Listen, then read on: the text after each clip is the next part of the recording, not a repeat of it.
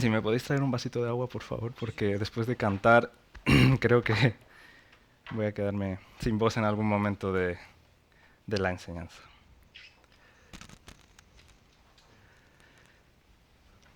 Santo, santo, santo hemos cantado. El mandito, el mandito. Exactamente.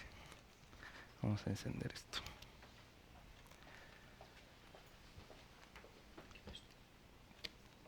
Sí, gracias.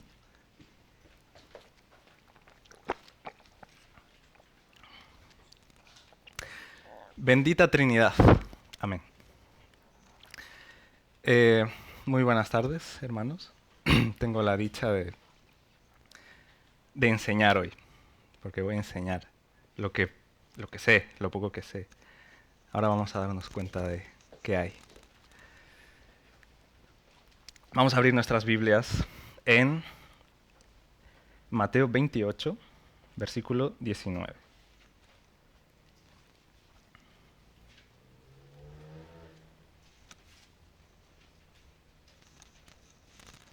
Es uno de mis versículos favoritos, ¿se puede decir? Sí. ¿Lo tenemos? Por tanto, id y haced discípulos a todas las naciones, bautizándolos en el nombre del Padre, y del Hijo, y del Espíritu Santo. Permítame orar. Dios Todopoderoso y digno de temer, permíteme hablar lo correcto e instrúyenos para alcanzar conocimiento con humildad. En el nombre del Señor Jesús. Amén. Bien, permítanme... No sé si funciona esto. Ahora sí. Permítanme presentarme. De nuevo, mi nombre es Julián Montero. Soy estudiante de ingeniería y em, asisto con mi familia a esta iglesia desde 2019. Estudiante de ingeniería. A lo largo de estos años Dios nos ha edificado muchísimo mediante personas, situaciones y, por supuesto, su palabra. Para dar a conocer un poco las cosas que me caracterizan, me gustaría comenzar con el hecho de que soy un fan de las ciencias, en el sentido de que me gusta estar aprendiendo constantemente sobre la forma en la que esta creación funciona, abriendo mi mente a infinidad de posibilidades que en ciencia se pueden llamar hipótesis o teorías o conjeturas. Lo que quiero enfatizar es que no soy el tipo de persona que defiende fervientemente una idea solamente, sino que me gusta estar al tanto de diferentes puntos de vista para adquirir conocimiento. Y mientras más conocimiento mejor, como dice el dicho, el conocimiento es poder. Por supuesto, el conocimiento sin sabiduría ni entendimiento de poco sirve. Es ahí donde me puedo dar cuenta de que Dios siempre está detrás de todo. A esto lo llamamos la providencia de Dios. Él es verdaderamente sabio. Nuestra mente, creada por Él, poco puede hacer para entender su creación, que es este universo, y mucho menos puede hacer nuestra mente si tratamos de entender sus pensamientos o sus caminos. Entonces, quiero dejar bien claro que no tenemos la capacidad de entender al 100% el 100% de lo que Él nos revela, y lo que nos revela no es el 100%, es muy poco, probablemente se asemeje a la nada, porque Dios es infinito. Si comprendemos esto, entonces, con toda humildad y sometidos al poder y a la guía de su Espíritu Santo, vamos a tratar de estudiar su palabra. Hoy es jueves de estudio bíblico, aquí en la Iglesia Bautista Bíblica de Móstoles. Al menos yo, para estudiar, requiero algo para tomar nota. Por ejemplo, en la universidad yo uso mi portátil, mi tablet o algo para escribir ecuaciones y conceptos que se nos presentan a los estudiantes de ingeniería. Y estas cosas nos van a servir para después a nosotros, entonces por eso lo apuntamos. Entonces, si por ahí tienes una libreta o un papel y algo con lo que escribir en ella, este es un buen momento para prepararlo. Así también puedes usar el móvil, pero es menos recomendable si piensas que te puedes distraer fácilmente. A todo esto, Si ponen los móviles en silencio para no distraerse, este es también un momento perfecto.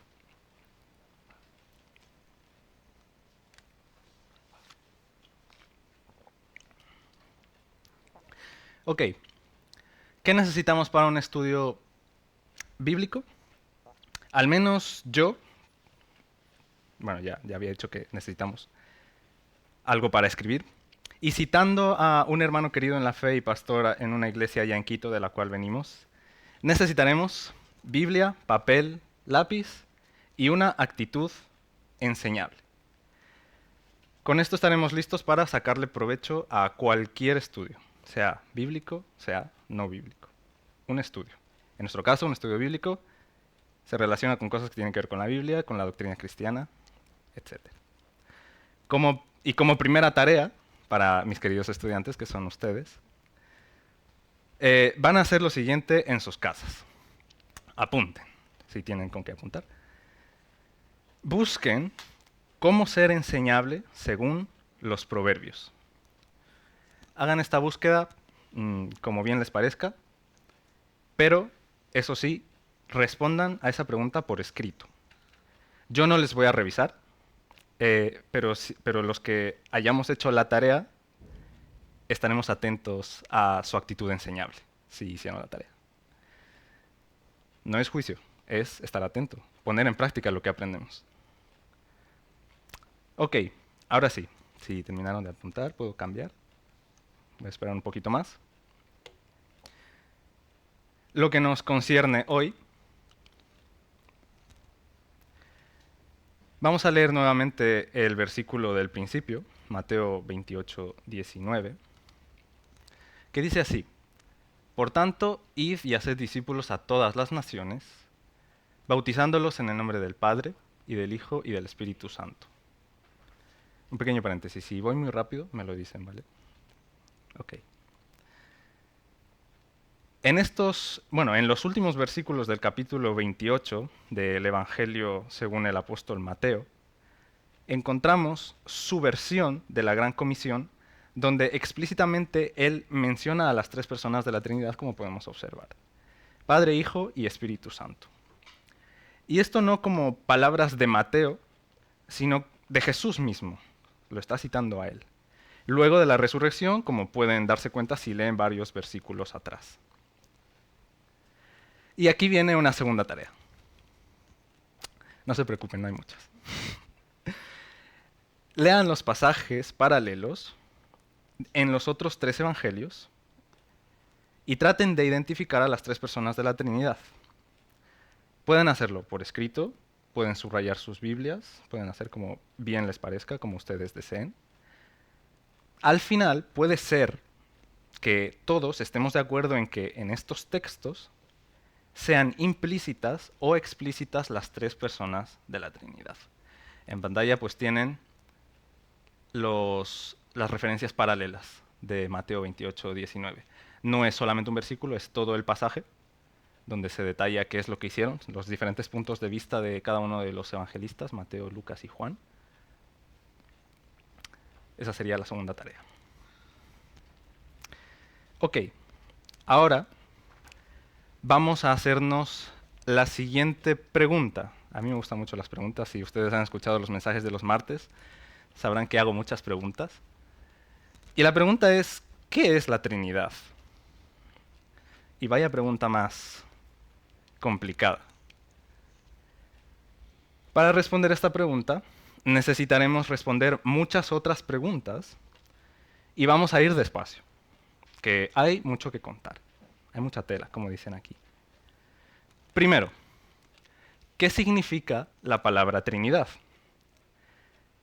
Entonces, vamos a recurrir a una herramienta del lenguaje que se llama etimología. La etimología nos puede ayudar a describir el origen de las palabras. Etimología de la palabra Trinidad, la tienen ahí desglosada y vamos a ir poco a poco. Viene del latín trinitas, y trinitas está formada de un adjetivo, que es trinus, y está formada por estas raíces. Tri, que significa tres, inus, que indica una pertenencia, y tat, que indica una cualidad. Ok. Podríamos interpretarlo como la cualidad de ser tres. La cualidad de ser tres. Ok. Por lo que tenemos entendido, al hablar de la Trinidad en las iglesias, en el ámbito cristiano, nos estamos refiriendo a una unidad conformada por tres personas, las cuales son el Padre, el Hijo y el Espíritu Santo. Algo que no podemos, bueno, algo que sí podemos tener por cierto es que esta palabra, Trinidad, no se encuentra por ninguna parte en la Biblia. Tú buscas en la Biblia en algún buscador la palabra Trinidad y no aparece. Nunca. Pero este no es el único caso con esta palabra. Por ejemplo, también pasa con la palabra Biblia. Si ustedes buscan Biblia en la Biblia, no hay la palabra Biblia, a menos que esté en la portada o en el índice, lo que sea. Otro ejemplo, la palabra testamento o la palabra atributo son palabras que no están en la Biblia, ni en inglés, ni en español, ni en hebreo, ni en griego. Lo he hecho, he buscado, ¿vale? Al menos en español no existen. Ahora, sin embargo, la Iglesia, desde su comienzo, ha manifestado la necesidad de describir con palabras los conceptos o ideas implícitas encontradas en la Biblia. ¿Con qué objetivo? Con el objetivo de estudiar y tratar de comprender. No comprender porque ¿quién puede comprender la mente de Dios? Y como dato relevante, sepan ustedes que el primer teólogo cristiano que empleó esta palabra, Trinidad, fue Tertuliano, de Cartago, por allá por el siglo II, desde el 100 hasta el 200, casi. No creo que lo he dicho mal, pero en ese periodo. Entonces, el hecho de que la palabra Trinidad no esté en la Biblia no significa que el concepto sea necesariamente un añadido de hombres a la escritura. Vamos a repasar un poco de historia de la Iglesia para conocer acerca del origen de esta palabra. Pero incluso antes de eso, vamos a remontarnos a las épocas narradas allá en el Antiguo Testamento y vamos a hacernos otra pregunta. Aquí tengo una lista, la lista de preguntas que dije que eran muchas, pero vamos a responder solo dos. Y la segunda pregunta que vamos a intentar responder es, ¿somos triteístas o monoteístas? ¿Es que creemos en tres dioses o en uno solo? La respuesta, obviamente, es un contundente no. Lo he puesto en muchos idiomas para que se entienda. No adoramos a tres dioses. Creemos en un solo Dios. Por ejemplo, si quisiéramos poner en acción la apología, la apologética, con un musulmán, rápidamente sacaríamos, o nos sacaría él o ella, el tema de la Trinidad. ¿Cómo es que ustedes adoran a tres pero dicen ser monoteístas? Podría preguntarnos un musulmán. Y no solo musulmán, pueden preguntarnos de otras denominaciones o sectas.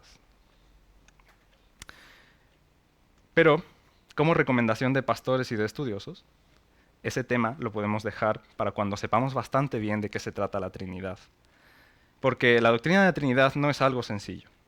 Y ni siquiera tenemos por qué entenderla en su totalidad, puesto que es un misterio.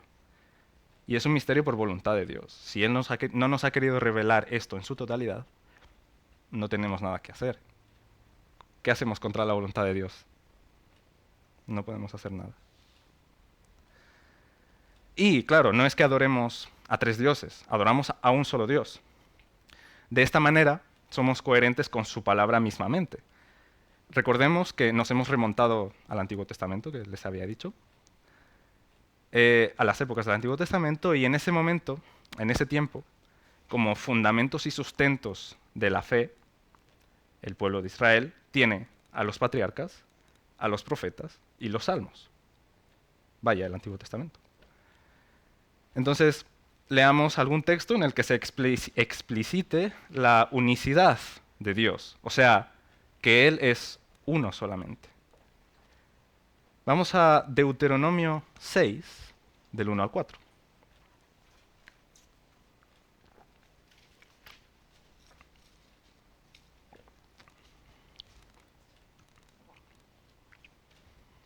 Deuteronomio capítulo 6, versículos del 1 al 4. ¿Lo tenemos? Ok. Leo.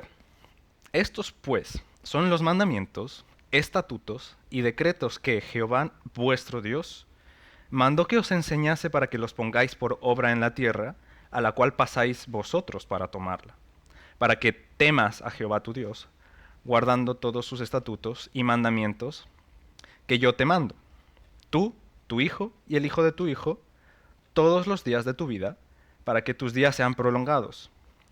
Oye pues, oh Israel, y cuida de ponerlos por obra, para que te vaya bien en la tierra que fluye leche y miel, y os multipliquéis, como te ha dicho Jehová, el Dios de tus padres. Oye Israel, Jehová nuestro Dios, Jehová uno es.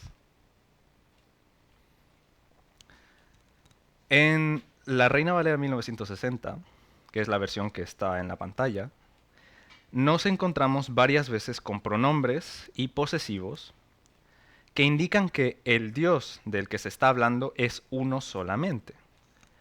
Si pueden verlo, está subrayado en rojo la palabra vuestro, la palabra tú, él, y por supuesto al final del versículo 4, Jehová uno es. Lo deja claramente. Eso en español. Ahora, sabemos que el Pentateuco no fue escrito en español, sino que fue escrito en hebreo y lo escribió Moisés. Hay algo muy importante a tener en cuenta si nos fijamos en las escrituras hebreas, y esa es la palabra Elohim. Aquí les presento otra herramienta para el estudio. Ya les había presentado la etimología, las referencias bíblicas. Esta vez les presento una Biblia interlineal, donde podemos leer el texto en hebreo y el texto traducido literalmente en español, además de el significado de cada palabra. O sea, no el significado, sino la clase de cada palabra. Sea un artículo, un nombre, un verbo, y en qué conjugación está. Vale. En esta Biblia interlineal vamos a usarla para ver la diferencia entre la palabra Dios y la palabra Jehová. Esto es Deuteronomio 6.1. Y dice de la siguiente manera en la Reina Valera. Estos pues son los mandamientos, estatutos y decretos que Jehová vuestro Dios mandó que os enseñase. Énfasis en la palabra mandó, él en singular. Para que los pongáis por obra en la tierra en la cual pasáis, a la cual pasáis vosotros para tomarla. Voy a leer la traducción literal del texto en hebreo, para que veamos las diferencias. Es un poco raro, pero si me siguen, voy a ir despacito. Dice así: y el mandamiento, los decretos y las leyes que mandó Yahweh, Dios vuestro, para enseñar a vosotros, para hacer en tierra que vosotros cruzáis allí para poseerla. Ahora, ¿a qué quiero llegar? Vale. Nos interesan las palabras que tienen los siguientes códigos, porque tienen un código. Cada palabra en hebreo, en las Biblias interlineales, tienen un código. Y nos interesan la 430 y la 3068, que son 430 Elohim y 3068 Yahweh, Jehová. Ahora vamos a ver cómo se pronuncia y qué es lo que nos dice la Biblia interlineal. Ok, según esta Biblia interlineal, que usa el diccionario que se llama Strong en hebreo, tenemos estas definiciones. Para la 430, que es Elohim, lo traduce como ángeles. La pronunciación es Elohim. Se deriva de otra palabra, que es un plural. O sea, Elohim es un plural. Eso tiene que dar claro. Elohim es un plural. El plural del singular, que es el código 433, que si no me recuerdo mal era Eloah. Y la definición que da este diccionario es: Elohim, dioses en el sentido ordinario. Dioses en el sentido ordinario. Pero, específicamente, ¿qué se usa? En plural, así en plural. Específicamente con el artículo, del Dios supremo. Entonces tienes Elohim, que significa dioses, y Elohim, que significa Dios supremo, pero con una cierta modificación, que es poniendo el artículo en plural. Ocasionalmente se aplica como una forma deferente a magistrados y algunas veces como un superlativo, como para destacar a una persona o a Dios también, mismamente. Ahora, la definición en nuestra Reina Valera que solemos usar es ángeles o Dios, de Dios, el Dios supremo, o dioses, o diosa, o extremo, grande, ídolo, juez, poderoso, rey. En la Reina Valera podemos encontrar la palabra, o sea, no encontramos la palabra Elohim, pero sí la traducción como cualquiera de estas acepciones. Vamos ahora con la siguiente. La 3068 nos dice que se pronuncia Jehová y que se deriva de otra palabra que es la que tiene el código 1961. Ahora mismo no recuerdo cuál era. Pero lo importante es la definición que da este diccionario.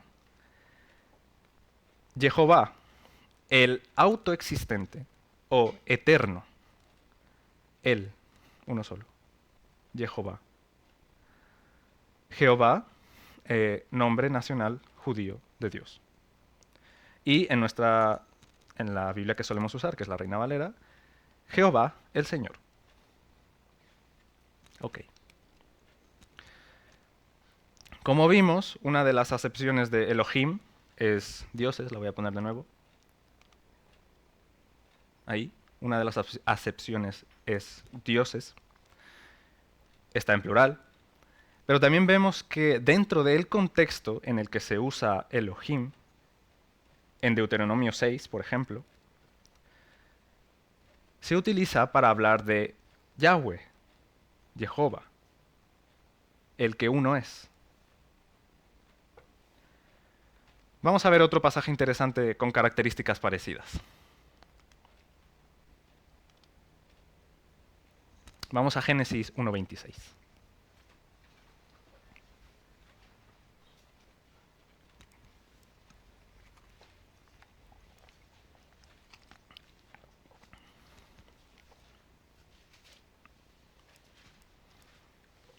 ¿Lo tenemos? Génesis 1:26. Entonces dijo Dios, hagamos al hombre a nuestra imagen, conforme a nuestra semejanza, y señoree en los peces del mar, en las aves de los cielos, en las bestias, en toda la tierra y en todo animal que se arrastra sobre la tierra. Aquí tenemos la Biblia interlineal con su escritura en hebreo, la clase de las palabras y la traducción literal, que es de la siguiente manera. Y dijo Dios, aquí Dios usa Elohim, el número 430, Elohim, muchos, pero como está hablando de la creación, está hablando de uno solo, de el que es uno. Y dijo Dios, hagamos hombre en imagen nuestra, como semejanza nuestra. Esto,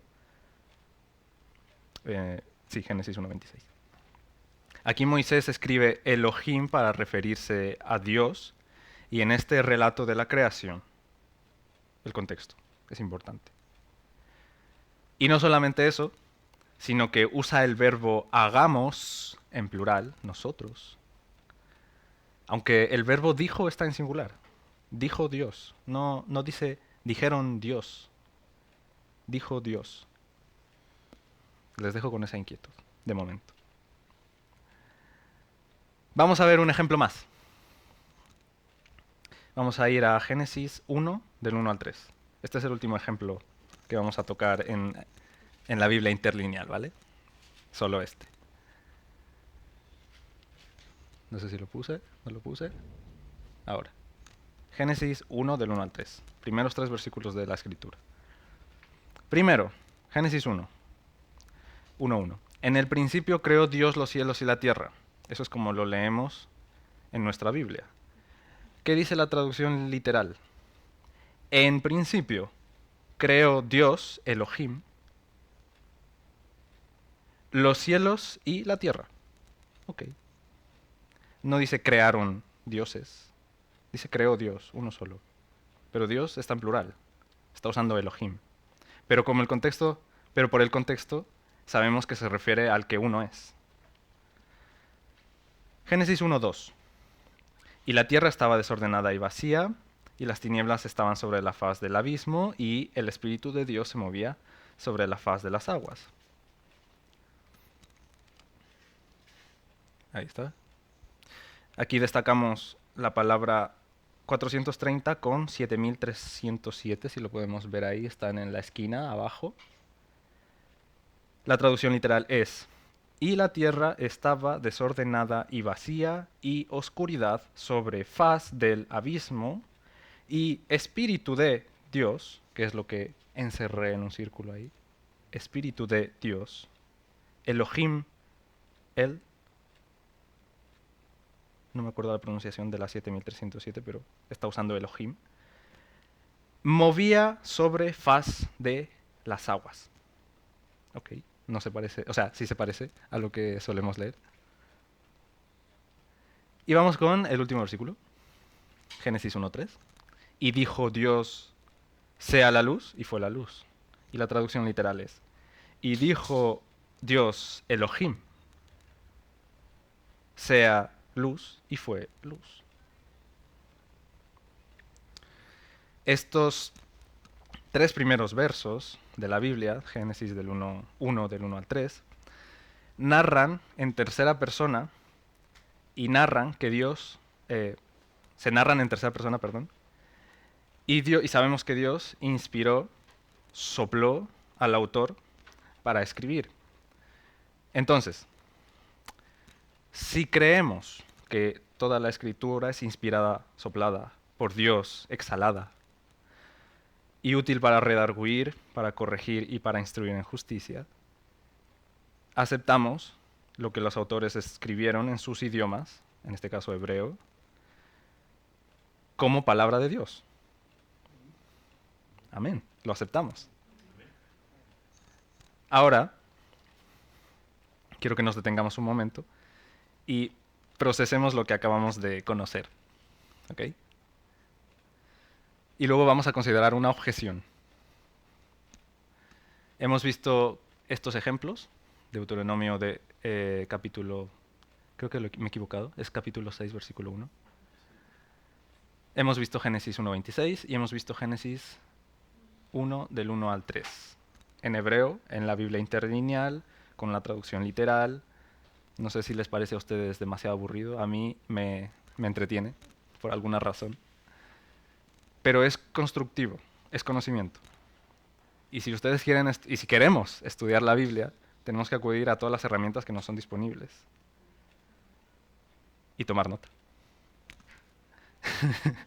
No les presiono. Ok. Ahora la objeción. Vamos a ver, nos vamos a meter un poquito más. Y esta objeción viene de los eruditos judíos, que son expertos en la gramática hebrea, por supuesto. Y la objeción es la siguiente. Elohim tiene lo que se llama en muchas lenguas un elemento del lenguaje que se llama plural de excelencia o plural majestático. Aunque no es exactamente lo mismo el majestático que el plural de excelencia, pero para hacernos una idea. Si no saben lo que es el plural majestático ni lo que es el plural de excelencia, aquí tienen la definición del plural de excelencia. Es un elemento del lenguaje que se usa para enfatizar, exaltar y o sobredimensionar algún objeto. Con objeto me refiero a objeto del lenguaje. ¿Vale?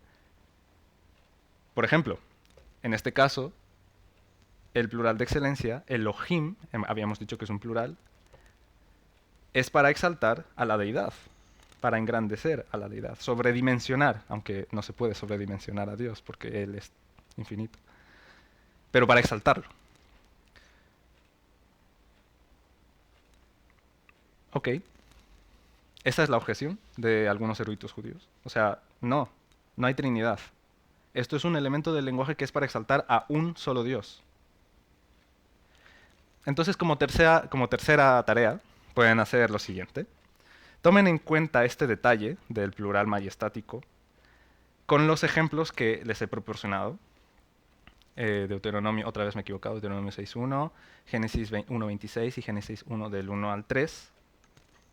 Y lo que van a hacer es juzgar ustedes mismos si los eruditos judíos pueden tener o no razón en estos casos específicos. Ya les digo yo que no pretendo que nadie tenga la razón la tiene Dios. Sin embargo, estos no son ni de lejos los únicos casos en los que tenemos problemas con la interpretación de esta palabra o de cualquier otra palabra y su contexto. Solo para su información, existen muchas otras palabras y situaciones conflictivas dentro de la gramática hebrea. Pero, como esto es un asunto muy extenso, gracias, y mejor se lo dedicamos a los eruditos, pues lo vamos a dejar hasta ahí. Si ustedes quieren profundizar, adelante. Aprendan gramática hebrea, es muy, muy, muy extensa. En cuanto a la objeción, no voy a decir si tienen o no tienen razón, porque yo no estoy al nivel de sus conocimientos en gramática hebrea. Y de momento me quedaré con la posibilidad de que no se trate solamente de un plural de excelencia, sino de algo más que muy probablemente nos revele acerca de la naturaleza trina de Dios. Y este argumento se ve reforzado y justificado con las revelaciones del Nuevo Testamento. Ok. Ahora, volviendo a nuestra pregunta de ¿adoramos a tres dioses? Ya habíamos respondido que no. Y sabemos que es así porque lo declaran las Escrituras, tanto en el Antiguo como en el Nuevo Testamento. Si hemos leído el Nuevo Testamento, vemos que muchas veces tenemos a la Trinidad explícitamente, como el primer versículo que leímos al principio de este estudio.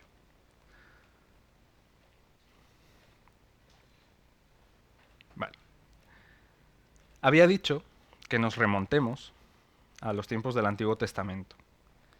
Y antes de ir más adelante en el tiempo, antes de saltar al Nuevo Testamento, vamos a conocer un concepto. Y este concepto se trata de la revelación progresiva.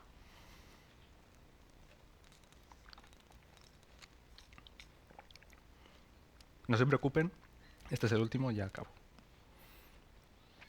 ¿Cómo podemos mantener nuestro punto de vista monoteísta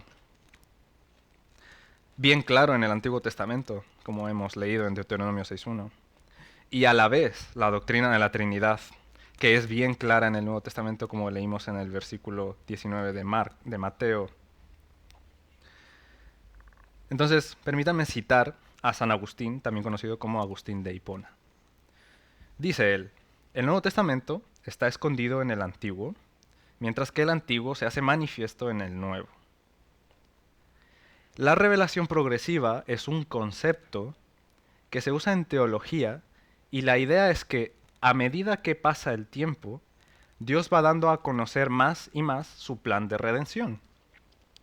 O sea, Él va desvelando más y más de sí mismo por medio de la revelación. Y es importante destacar que la revelación progresiva no es correctiva. O sea, que lo que dijo antes no se corrige, sino que lo que dijo antes se mantiene fiel. Sabemos que Dios es fiel. Amén. Y cada cosa nueva que revela Dios se basa en lo anterior que se reveló. Es por esto que nos es imposible saber qué es y qué no es. O sea, cuando digo imposible saber, es absolutamente. O sea, que no tenemos la capacidad de entenderlo al 100%. Ni qué es, ni qué no es. Cuando hablamos en teología o en ciencias, no tenemos la capacidad, por ejemplo. Y por querer tener la razón y la verdad absoluta, el ser humano siempre, siempre, siempre manifiesta su maldad con egoísmo, con orgullo y con soberbia. ¿Se acuerdan de la primera tarea? Ahí les va una pista sobre la respuesta. Es todo lo contrario a lo que acabo de decir. Y lo que acabo de decir, si no tomaron apunte, es maldad con egoísmo, orgullo y soberbia. Entonces, ahora, para terminar con la revelación progresiva, permítanme leer un resumen ejemplo, que encontré acerca de la revelación progresiva. eh, im- em, bueno, lo voy a leer. Por ejemplo, el Señor le habló a Abraham y le dio la promesa de salvación. Más tarde le habló a Israel a través de Moisés, el mediador del antiguo pacto, agregando la ley, que no anuló la promesa, como sabemos, sino que reforzó la esperanza de Israel en la promesa. Si leemos Gálatas 3, versículos del 15 al 29, nos daremos cuenta. Después de eso, los profetas dieron más revelación con respecto a Dios. Y luego, la revelación final del Señor llegó en la encarnación de su Hijo y los escritos apostólicos que explican su persona y obra. Y esto lo podemos leer en el libro de Hebreos 1, 1 y 2. Como cuarta y última tarea, lean esos versículos y relaciónenlos con este nuevo concepto. Los versículos citados los tienen ahí. El enunciado de la tarea también lo tienen ahí. Y para concluir con esta primera parte del estudio, que ha tenido muchas cosas, no sé si he ido muy rápido, yo he intentado ir tranquilamente, vamos a repasar los conceptos y herramientas de las que hemos hecho uso, porque nos van a servir. Biblia, papel, lápiz y una actitud enseñable, fundamental para estudiar la Biblia. Segundo, referencias y paralelos. Creo que era la segunda tarea. Sí.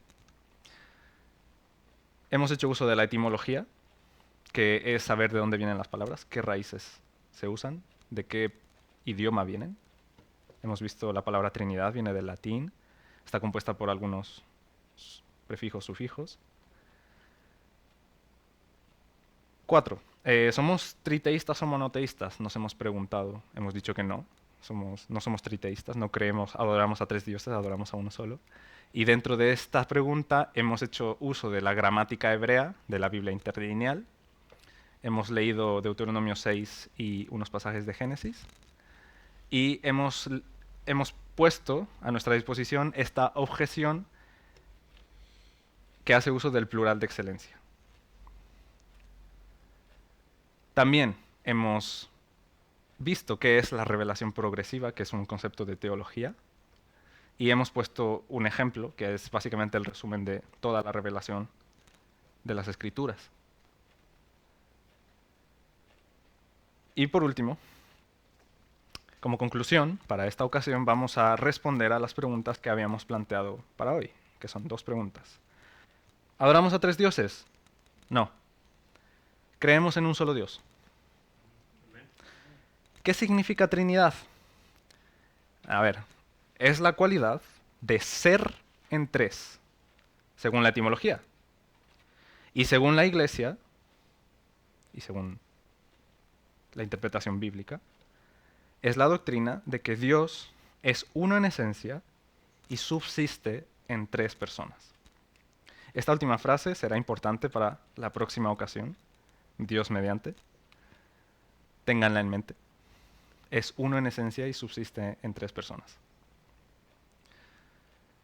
Como comentario final, quiero decir que probablemente me haya dejado cabos sueltos y más preguntas que respuestas, pero permítanme excusarme, pues es la primera vez que enseño algo, no soy teólogo y este tema es insondable, realmente.